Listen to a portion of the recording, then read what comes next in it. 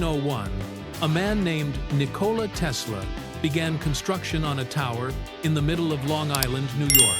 The tower was meant to transmit electrical power wirelessly through the Earth and the atmosphere to any point on the planet. 7 seconds into the story, that is the image most people are given, then comes the next familiar turn. Its funder, J.P. Morgan, pulled his financing 2 years into the project, and the tower sat unfinished, was eventually sold for debt, and was demolished in 1917 by agents of the federal government under the stated justification that enemy spies might use it to communicate with submarines. That is the version you have probably heard, and every piece of it is technically true. But the real fracture in the story opens somewhere else. Why did J.P. Morgan pull the funding?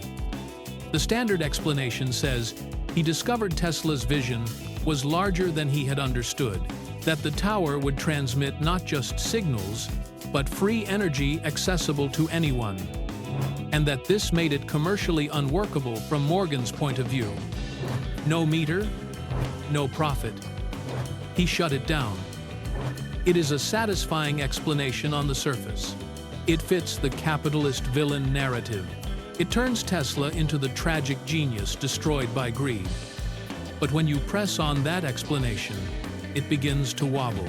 And when you look closely at the architecture of American financial power in 1903 and ask who exactly J.P. Morgan was and what he already controlled, the whole thing starts to collapse. Because J.P. Morgan did not merely pull funding from one inventor's project. By 1903, he was the central organizing intelligence of the American electrical power industry. He had funded Thomas Edison's earliest projects. He had financed the consolidation of Edison's companies into General Electric. He controlled the copper supply chains that the wired electrical grid depended on.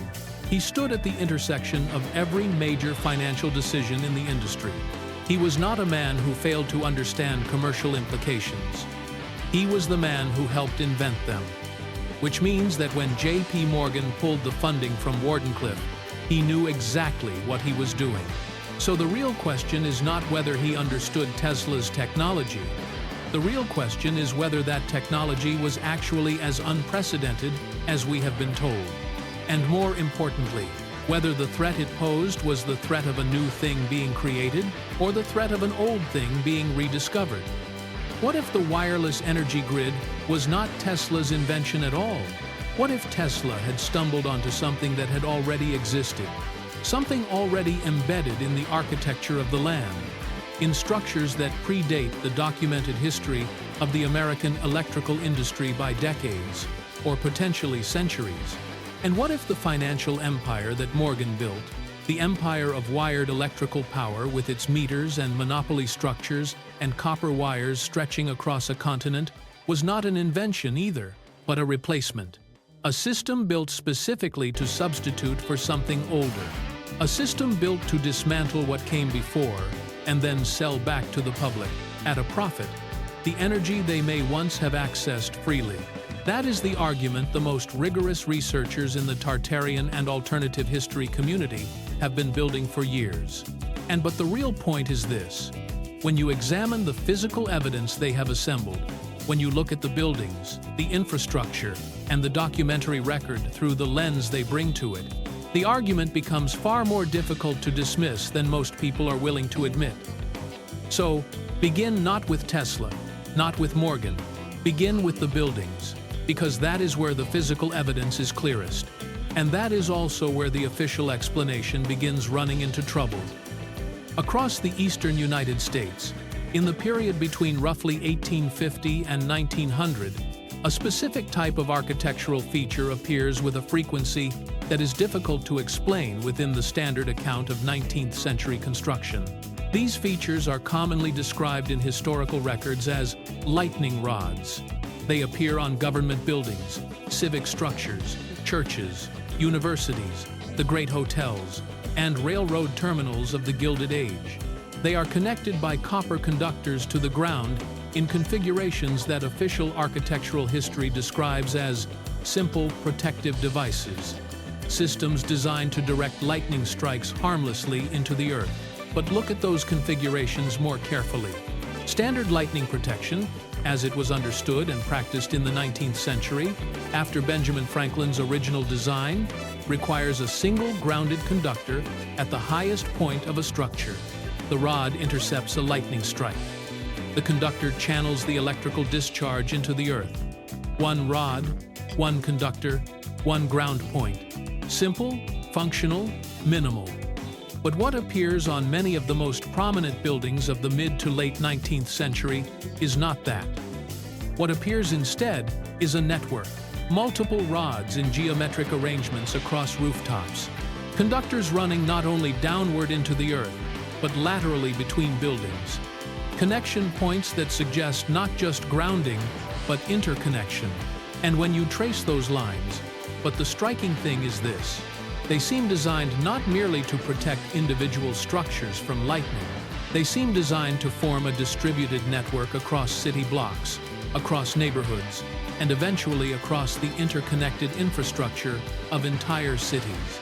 Researchers who have documented these features in places like New York, Chicago, Philadelphia, Boston, and Washington, D.C., have found something the standard account of lightning protection does not prepare you to see.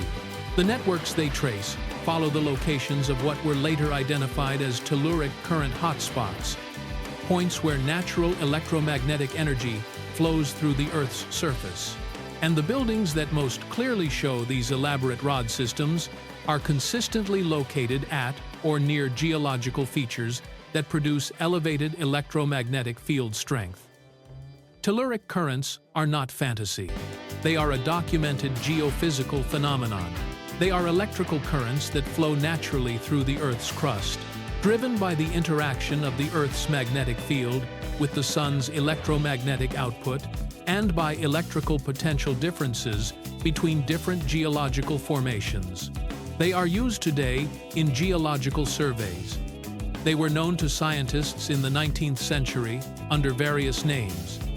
And they do carry energy, not the enormous high-voltage energy of a power station, but distributed, ambient, low-level energy that, under the right conditions and with the right collection and concentration system, might be made available for useful purposes. And that is where the Tartarian researchers placed their question. Was the network of conductors embedded in the architecture of 19th century American cities actually such a collection system? Was it a distributed infrastructure for gathering and channeling telluric energy?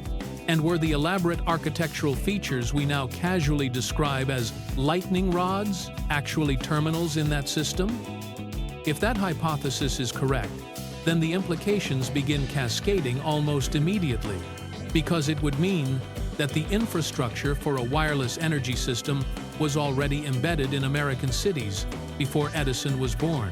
It would mean that the transition from whatever that earlier system represented to the wired electrical grid of the Gilded Age was not a technological advance at all, but a technological replacement. And it would mean that the men who engineered that replacement, the men of the House of Morgan and the financial structures they commanded, were not the inventors of the modern world. They were the dismantlers of an older one.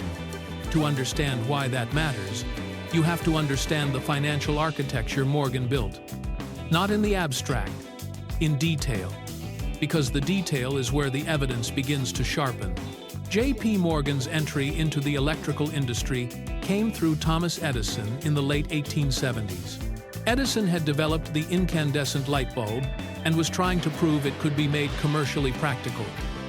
Morgan became one of Edison's key early backers, and in 1882, when Edison opened the Pearl Street Station in Lower Manhattan, the first central power station in America, Morgan's offices at 23 Wall Street were among the first buildings connected to the grid. The Pearl Street Station worked on direct current. It could supply electricity to a radius of roughly 1 mile from the station. Beyond that radius, resistance in the copper conductors caused such severe voltage drop that the system became impractical. That meant if you wanted to electrify a city, you needed multiple power stations, each with its own generating equipment and its own network of copper conductors, each covering only a small geographic area. Copper was enormously expensive, The infrastructure costs of a direct current city electrical system were staggering, and the revenue model depended on something even more important. Every consumer of electricity had to be connected by physical copper wire to a power station, pay for the connection, then pay for the electricity consumed, metered through devices owned and controlled by the power company. This is the model Morgan helped create. This is the model his financial structures helped industrialize. And the thing that stands out, with uncomfortable clarity, is that it was not merely profitable, it was maximally profitable. Not just profitable in the ordinary sense that it generated revenue, but profitable in the deeper sense that it required enormous ongoing, monopoly-structured capital investment to survive. Every single unit of energy delivered to every single consumer passed through infrastructure that the power company owned, was measured by devices the power company controlled, and was charged at rates the power company set. Now place that model beside a telluric energy collection system, if such a system existed and actually worked, a system in which the source of energy was the Earth itself, distributed across every point on the surface, requiring collection terminals rather than massive generation equipment, accessible in principle to any structure with the appropriate roof architecture, not owned by any company, and therefore not easily billable by any company. You cannot put a meter on the Earth. You cannot charge for telluric current in the same way you can charge for electricity generated in a station you own and delivered through wires you own to a meter you own. And that is the pressure point. A working telluric energy system would have been, from the perspective of the emerging electrical industry of the 1880s, a catastrophic threat to the entire business model. But the real turn in the story comes here, because this is where Tesla enters, and this is also where the standard narrative about him begins to require its most serious revision. Nikola Tesla came to America in 1884 and went to work for Edison. He left within a year over a fundamental philosophical disagreement about the nature of electrical systems. Edison believed in direct current. Tesla believed in alternating current. That disagreement exploded in the late 1880s and early 1890s into what became known as the War of Currents, a public relations and technical battle over which current type would form the basis of the American electrical grid. Tesla won that war. His alternating current system was demonstrated at the Niagara Falls Power Station in 1895 and became the standard for the American electrical grid. But there is a detail buried inside the War of Currents that the standard account tends to pass over too quickly. Both sides of that war, both the direct current camp of Edison and the alternating current camp of Tesla, were building wired power systems. Both required copper conductors, both required central generating stations. Both required that every consumer be physically connected to the grid and pay for that connection. So the war was not, in any meaningful sense, a war between free energy and monopoly power. It was a war between two different versions of monopoly power. But the truly important thing is this: it was a war conducted with J.P. Morgan, positioned to profit no matter which side won. And Morgan did profit no matter which side won. After initially backing Edison and direct current, Morgan eventually consolidated control over both the Edison companies and the Westinghouse companies, merging the Edison interests into General Electric in 1892. The War of Currents ended not with a purely technical victor, but with a financial victor. And the financial victor was the House of Morgan, which now controlled the generation equipment, the transmission infrastructure, and the distribution systems of the emerging American electrical grid on both the alternating current and direct current sides.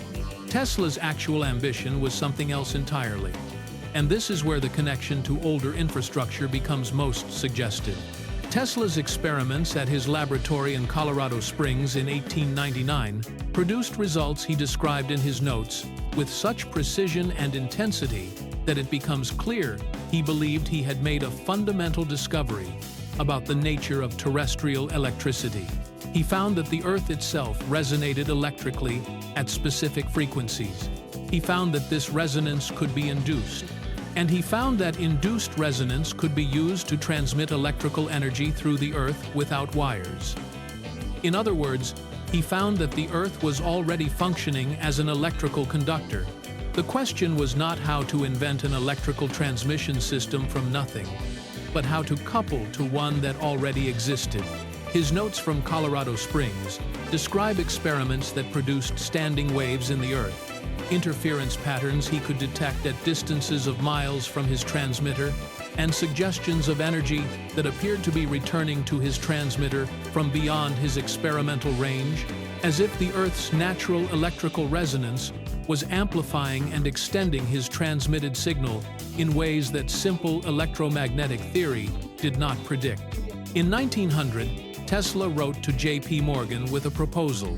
He said he had found a way to transmit both energy and information wirelessly through the Earth, and he needed funding to build a demonstration station on Long Island. Morgan provided the initial funding, and construction began at what Tesla called Wardenclyffe. The Standard account says Morgan withdrew when he understood the scale of Tesla's vision and recognized that free wireless energy could not be monetized. But look carefully at the sequence. The Colorado Springs experiments took place in 1899. The Wardenclyffe funding agreement was made in 1900. Morgan's support was withdrawn in 1903. Something happened in those 3 years that altered Morgan's assessment of what Tesla was doing. The official answer points to Marconi. In 1901, Guglielmo Marconi successfully transmitted a radio signal across the Atlantic Ocean, proving that wireless communication was viable at transcontinental distances. Morgan immediately shifted his financial support to Marconi's company. He allowed the Wardenclyffe project to stall, repeatedly refusing Tesla's requests for additional funding until the mounting construction debts made continuation impossible. The public explanation is neat. Marconi made Tesla obsolete. Wireless communication was the goal, and Marconi got there first. But really listen to that claim. To accept it, you have to believe that Morgan, the most sophisticated financial intelligence in America, somehow confused wireless communication with wireless power transmission, even though they were different technologies solving different problems. Morgan had understood from Tesla's first proposal that Wardenclyffe was not merely a radio transmitter. He funded it with knowledge of what it was supposed to be. And that makes another explanation appear more coherent. It is the explanation the Tartarian researchers have pursued for years. Marconi's success at wireless communication gave Morgan the perfect cover for withdrawing from Tesla's project. He could point to Marconi as the reason for his change in judgment, and the public and the press would accept the story that Tesla had been beaten to wireless by a more commercially minded competitor. But according to this argument, Marconi was not the real reason at all. The real reason was that Tesla's experiments at Wardenclyffe had confirmed, at a scale that could no longer be ignored, the existence of a pre-existing terrestrial electrical system. But the truly dangerous part was this, that confirmation posed a direct threat to the wired electrical monopoly Morgan had spent 2 decades constructing. This is the point where the argument becomes most speculative. That has to be said clearly.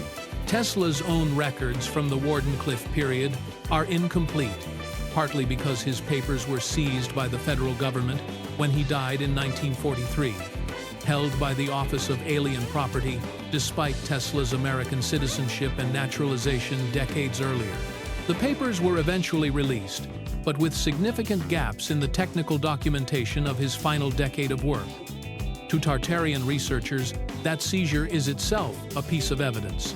Governments do not seize the papers of harmless cranks. They seize the papers of people whose ideas threaten something important. Tesla died in a hotel room in New York in January 1943. The FBI released some Tesla documents under Freedom of Information Act requests over the years, and what was released appears largely unremarkable. Technical notes that could have been published without serious damage to state interests. The inference the Tartarian researchers draw is that what was not released is what mattered, and that the missing material contained Tesla's most detailed documentation of the terrestrial electrical resonance phenomena he had observed at Colorado Springs and at Wardenclyffe. But step back for a moment, because the Tartarian argument does not rest entirely on Tesla. Tesla is simply the most famous person who touched this territory. The physical evidence, according to these researchers, predates him by decades. The elaborate copper conductor networks on 19th century buildings did not appear because Tesla built them. They were already there when Tesla arrived in America in 1884.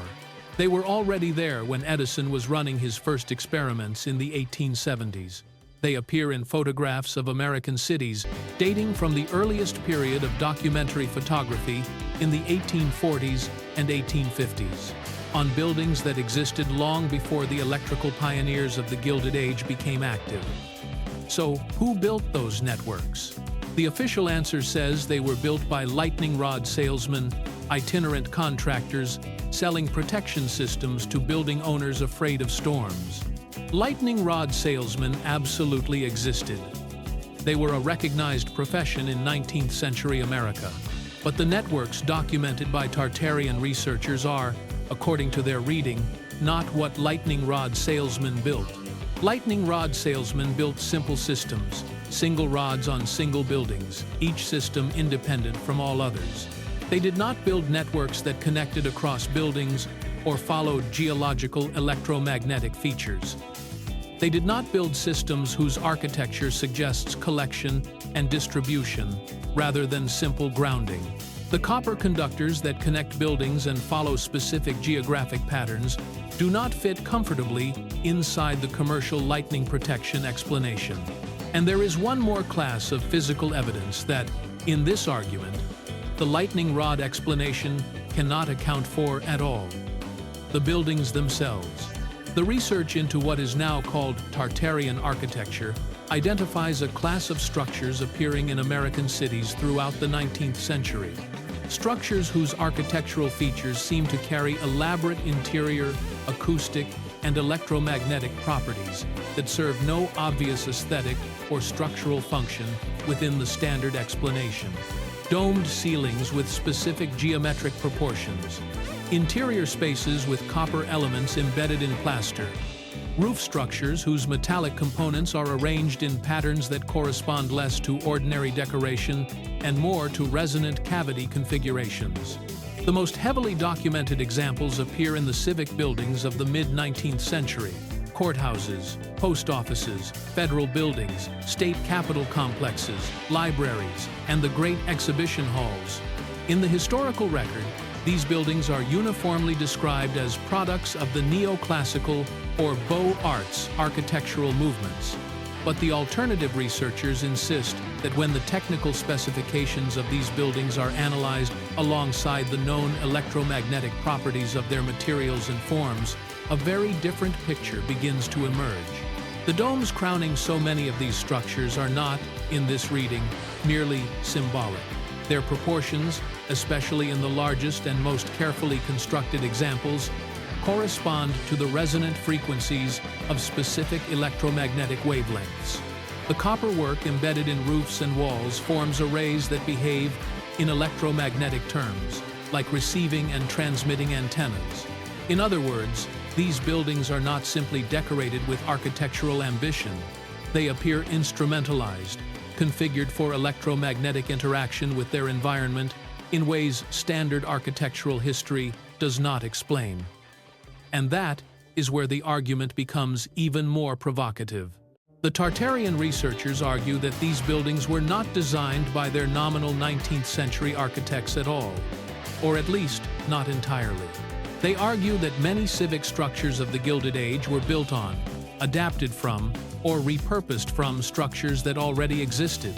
Structures whose design incorporated specific electromagnetic properties because the civilization that originally designed them understood the electromagnetic behavior of the Earth and built infrastructure to interact with it. In its most developed form, this argument suggests that what we call the construction of American civic infrastructure in the mid to late 19th century was, in significant part, the exposure, adaptation, and repurposing of structures from an earlier period. But the truly unsettling implication is this: the electromagnetic features of those structures. The features that made them functional nodes in a distributed wireless energy system were inherited rather than invented by the people who later occupied and officially claimed to have built them. The timing and the mechanism of the transition from that earlier system, whatever it really was, to the wired electrical monopoly of the Gilded Age is where the Morgan family enters the story again, not merely as financial actors, but potentially as active agents in a deliberate transformation.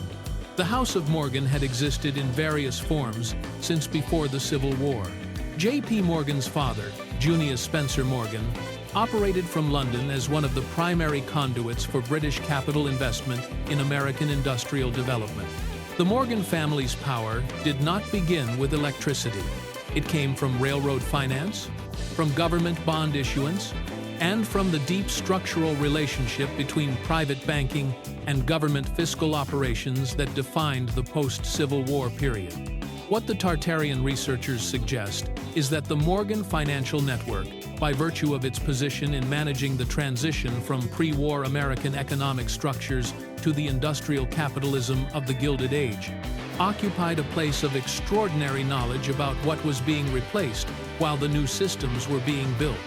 Railroad finance, government bond issuance, industrial consolidations, all of it placed Morgan's representatives in direct contact with the physical infrastructure of American communities, including whatever electrical infrastructure those communities may already have possessed.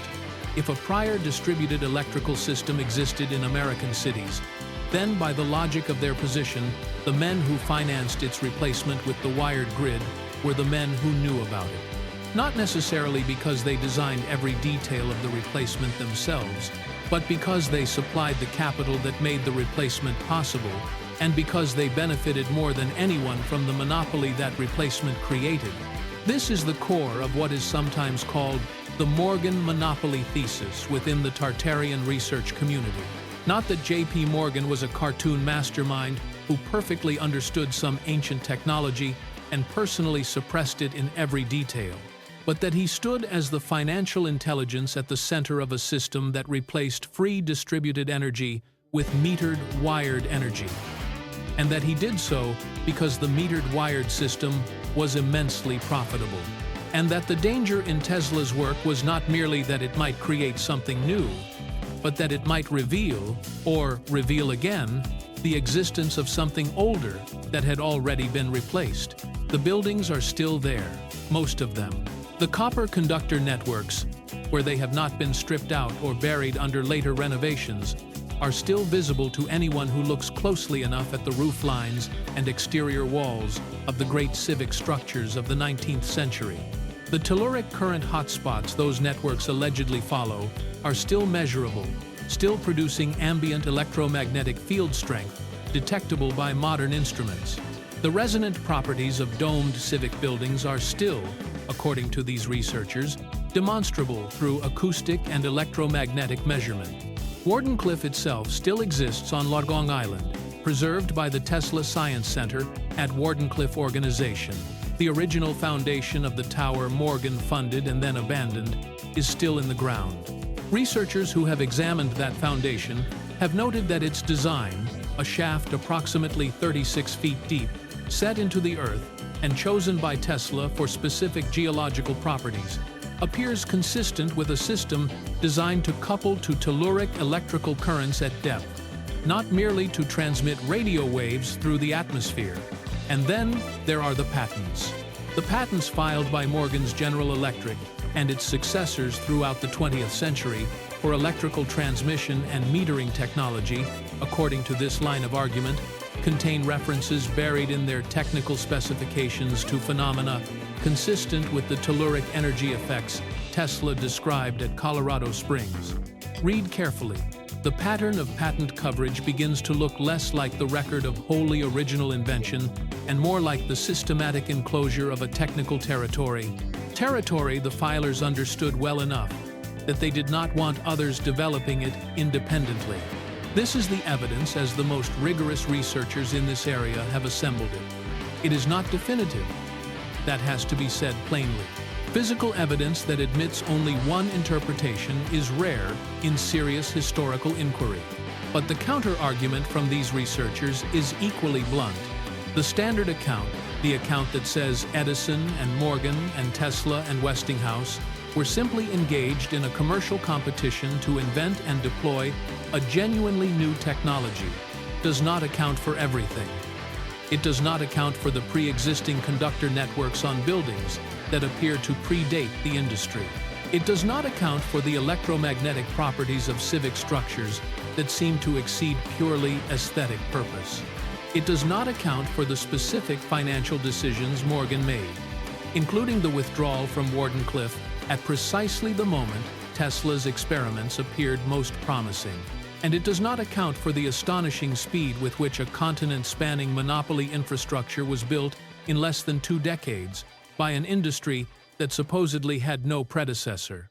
So the most uncomfortable explanation, to those who study this theory closely, also becomes the most parsimonious, that something existed before Edison, that something was found and studied by Tesla, that something was recognized by Morgan as a threat, and then suppressed through the strategic use of financial and political power, that what people pay for on their electrical bills every month may not be the triumph of pure American inventive genius, but the metered replacement for something older, broader, and deliberately forgotten.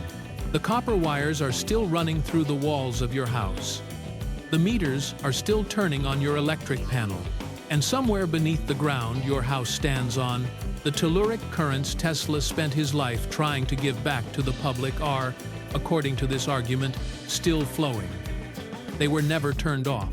They simply changed hands, access changed, ownership changed, and the fee collector changed. So the deeper question never really disappeared. It was only covered over by the systems that replaced it. And maybe that is why the story of Wardenclyffe still refuses to die. Because it is not just a story about one tower on Long Island. It is a story about whether the modern energy world was built as an invention or as a substitution. Whether Tesla was building the future or trying to reopen the past. Whether Morgan funded a dream and then lost faith in it, or whether he recognized a danger to an empire and moved to make sure that danger never reached the public in a usable form. If there is a building in your city that has always seemed like more than it was supposed to be, look at it again. Look longer. Sometimes the official name of a structure tells you less than the structure itself. And sometimes what survives in brick, copper, stone, and silence says more than the histories written around it. If this kind of investigation is the kind you want more often, leave your thoughts, stay with the channel, and follow along. There is always another layer underneath the one we were told to see.